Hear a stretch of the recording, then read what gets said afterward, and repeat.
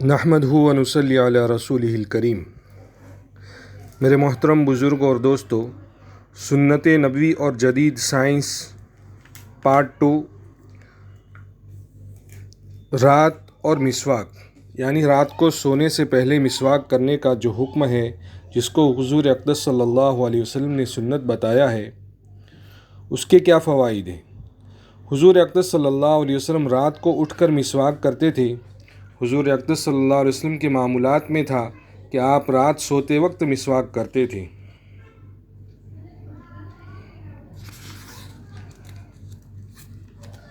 قبلہ انجینئر نقشبندی اپنے مواعظ میں فرماتے ہیں کہ واشنگٹن امریکہ کا ڈاکٹر مجھے کہنے لگا کہ سوتے ہوئے بھی مسواک کر کے سویا کرے۔ میں نے کہا وہ کیوں؟ وہ کہنے لگا کہ اس لیے کہ آج کی ریسرچ یہ ہے کہ انسان جو کھانا کھاتا ہے، چیزیں کھاتا ہے، تو منہ کے اندر پلازما عام کلی کرنے سے صاف نہیں ہوتا۔ کہنے لگا کہ میکسیمم جو دانت خراب ہوتے ہیں وہ سونے کے وقت ہوتے ہیں۔ میں نے کہا وہ کیوں؟ کہنے لگا اس کی وجہ یہ ہے کہ جب انسان سو جاتا ہے تو اس کا منہ بالکل بند ہو جاتا ہے، اور بند منہ کے اندر اس کا ورک یعنی کام آسان ہو جاتا ہے۔ یوں نہ تو منہ متحرک ہوتا ہے اور پلازما اپنا پورا کام کر رہا ہے۔ کہنے لگا کہ آپ دیکھیں گے کہ دن کے وقت کبھی بندہ بول رہا ہے، کبھی زبان چل رہی ہے، کبھی کھا رہا ہے، کبھی پی رہا ہے۔ دن کے وقت حرکت کرنے کی وجہ سے پلازمے کو کام کرنے کا موقع نہیں ملتا، اور رات کے وقت جب منہ بند ہوتا ہے تو اسے کام کرنے کا موقع مل جاتا ہے۔ اس لیے دانت زیادہ خراب رات کے وقت ہوتے ہیں۔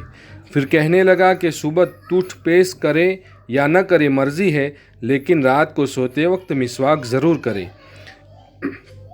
میں نے الحمدللہ پڑھی کہ ہمارے نبی اکرم صلی اللہ علیہ وسلم کی سنت ہے کہ رات کو وضو کے ساتھ سوتے ہیں اور بغیر مسواک کے وضو نہیں فرماتے تھے۔ جب بھی انسان کھانا کھا کر وضو کرے گا، مسواک کرے گا اور نقصان سے بچے گا، کہ نبی اکرم صلی اللہ علیہ وسلم کھانے سے قبل ہاتھ دھوتے تھے اور کھانے کے بعد کلی کرتے تھے، اور آج لوگ کھانا کھا کر اسی طرح اٹھ کر چلے جاتے ہیں، حالانکہ ان کے منہ کے اندر میٹھا کھایا ہے تو میٹھے کے اثرات ہیں اور کافی دیر تک رہتے ہیں، اور اگر اسی وقت کلی کرنے کی عادت پڑ جائے تو کتنا فائدہ ہو جائے، اور پھر دن میں 5 دفعہ وضو کر رہا ہے اور پھر مستقل منہ صاف ہو رہا ہے، اور 5 دفعہ پھر انسان کا یہ الیکٹرانک سسٹم صاف ہو رہا ہے، یہ ہاتھ پاؤں وغیرہ صاف ہو رہے ہیں۔